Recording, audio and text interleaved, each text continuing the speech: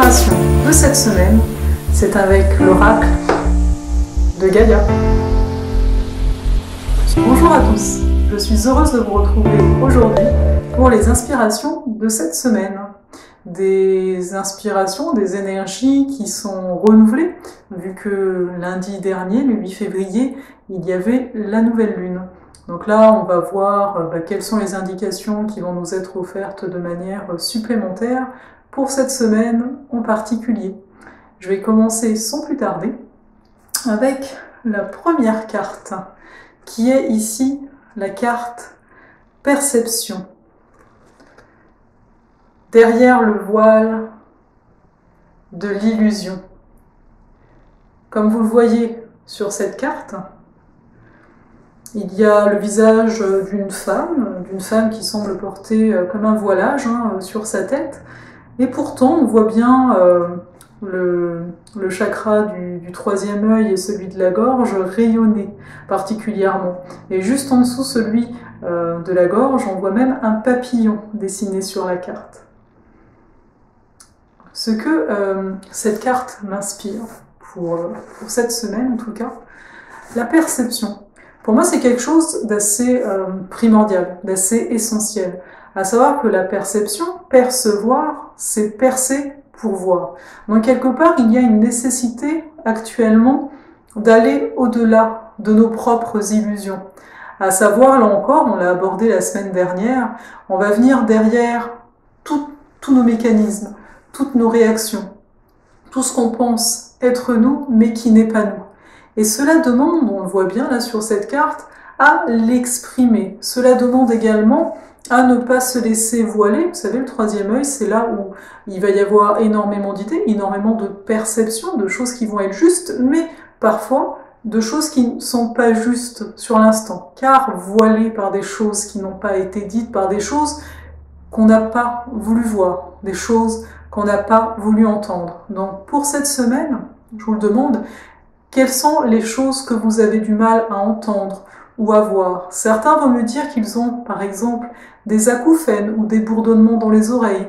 D'autres vont me dire qu'ils ont comme une sensation dans la gorge de serrement, comme si, vraiment physiquement parfois, qu'il y a quelque chose qui ne passait pas là. Et d'autres encore peuvent avoir cette sensation de tournis, à savoir que toutes ces sensations de tournis, de ne pas trop savoir où on en est, quelque part, c'est, au niveau du troisième œil, une suractivité, voilà, c'est ça que je cherchais, une suractivité à ce niveau-ci. Donc ça peut vite donner le tournis, ça peut vite donner cette sensation de ne pas savoir où vous en êtes. Donc cette semaine demande à lever le voile. Découvrir, on le dit bien souvent. Donc enlever ce qui couvre, percevoir, percer pour voir. Donc parfois, les choses peuvent être douloureuses, oui, mais il y a toujours quelque chose à voir au-delà de la douleur. Il ne faut pas l'oublier. Même si sur l'instant, je suis bien d'accord, il est difficile de se rendre compte de ce qu'il se passe vraiment, mais là encore, prenez le temps qu'il vous faut, prenez de la hauteur pour pouvoir retirer le voile. Car si vous êtes pris dans les voilages, dans les draps, et ben c'est sûr que c'est difficile de trouver la sortie. Donc l'unique solution ici est de prendre de la distance, de comprendre que parfois ce que vous vivez maintenant n'est pas de l'ordre du maintenant, mais de l'ordre du passé. Et comme nous disait la carte de cette semaine, tout se joue dans le présent, que ce soit votre passé ou votre avenir. À partir du moment où vous vous rendez compte de cela, cela vous permet de reprendre le pouvoir qui est le vôtre et donc de percer pour voir ou encore de retirer les voiles, d'aller au-delà de l'illusion. Cette carte pour moi est aussi une indication qu'il y a aussi de belles perceptions qui sont présentes. Mais bien souvent, si le reste, le passé est toujours là, il est encore difficile d'aller vers ces belles perceptions. Mais elles sont bel et bien là. Voilà ce que je peux vous dire pour cette carte-ci que je trouve particulièrement belle, car on le voit, il y a également le papillon, j'en ai pas parlé, mais c'est une phase de transformation tout simplement, une phase encore une fois, délaisser le passé pour non pas aller vers l'avenir, mais être dans le présent comme vous êtes, dans votre essence, dans ce qu'il y a de plus beau. La seconde carte pour cette semaine-ci, c'est la carte Évolution. changement de la Terre, changement climatique, transformation.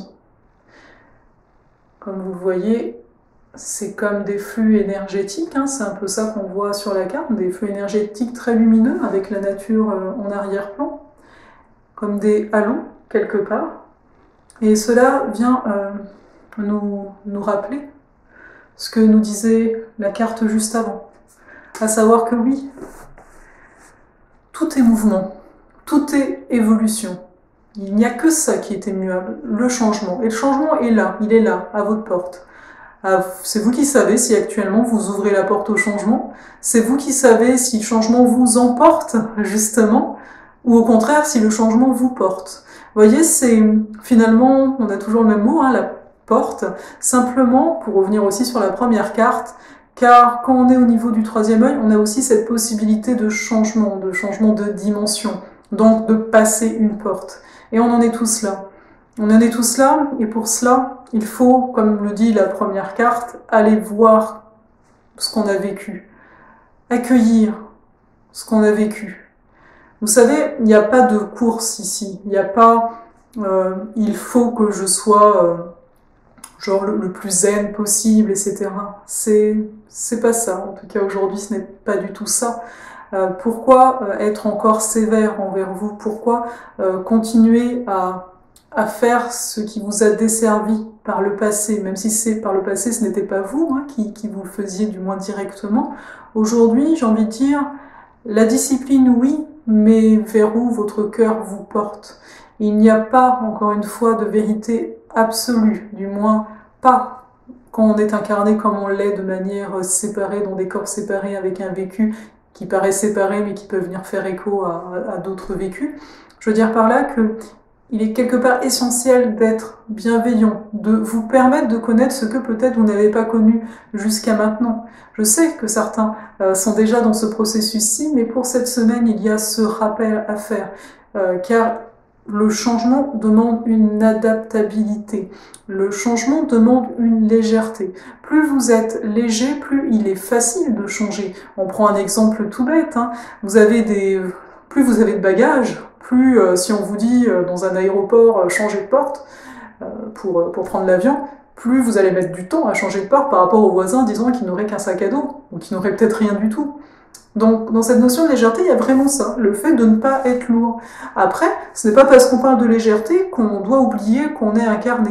Mais notre corps, la fatigue qu'on peut ressentir, etc., n'est due qu'à notre perception, justement, initiale de tout ça. Si on considère qu'on n'est qu'esprit et qu'on en oublie le corps, si finalement on va venir s'amener des choses dans notre quotidien qui ne vont toucher qu'à l'esprit en oubliant le corps, au bout d'un moment, bah oui, le corps, on l'a laissé derrière, et oui, il va paraître lourd, il a des tensions, il a des problématiques, etc. Alors, juste un rappel que dans votre processus, de ne pas oublier le corps, de l'amener. Car bien souvent, quand on essaye de comprendre notre passé, on essaye de le comprendre par la tête. Et c'est le corps, pourtant, qui a vécu tout ce qu'il y avait à vivre en étant enfant. En étant enfant, il n'y a pas cette intellectualisation qui va venir tout de suite mettre une protection, comme aujourd'hui. Donc l'essentiel est vraiment de prendre aussi votre corps. Il vous porte ici et maintenant. Il n'est pas un fardeau. Donc, vraiment prendre soin de vous.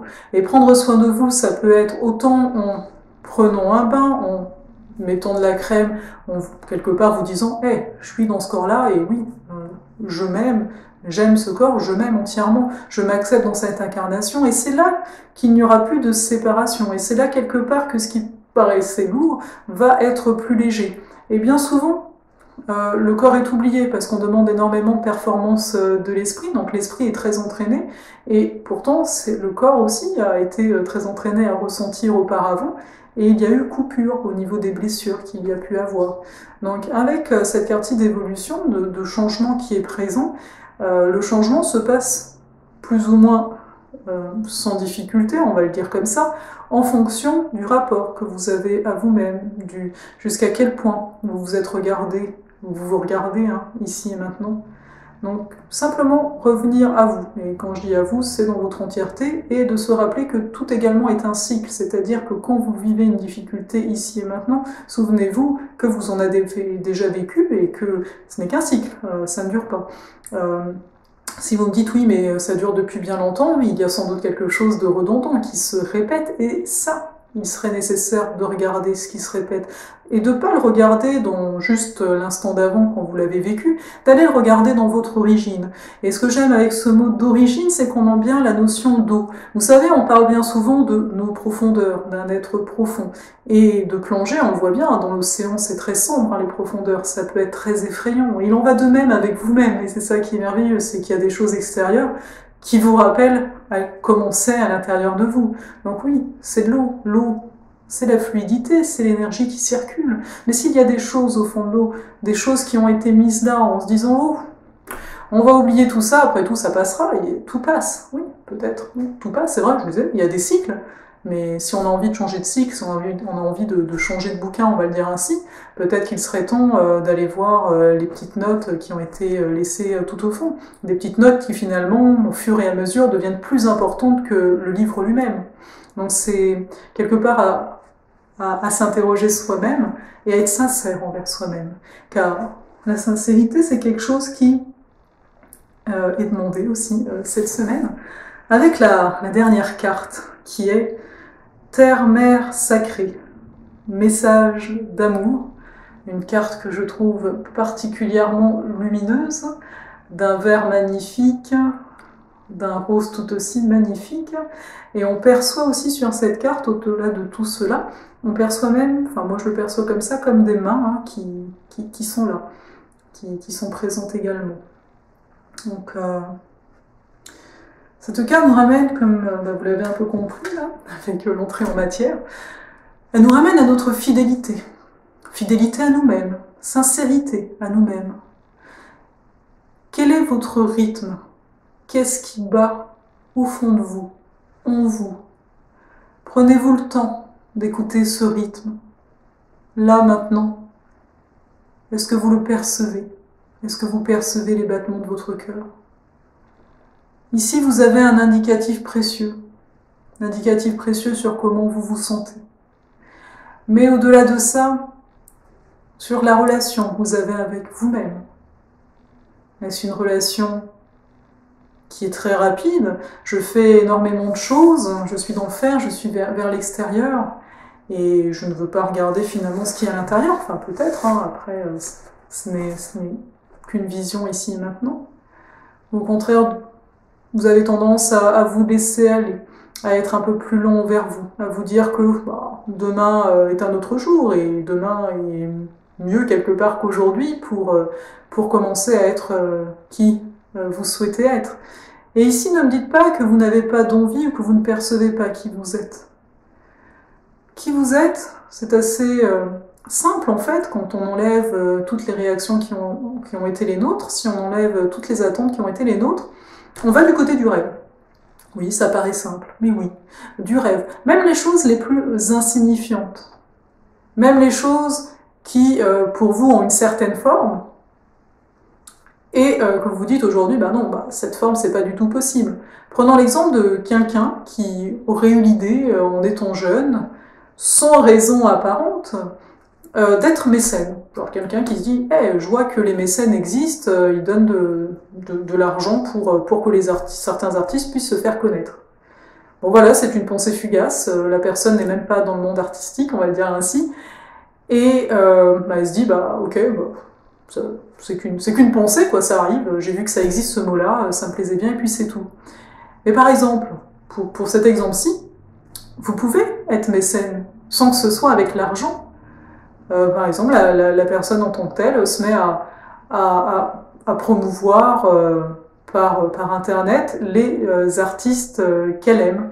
Elle va les mettre en avant de cette façon-ci.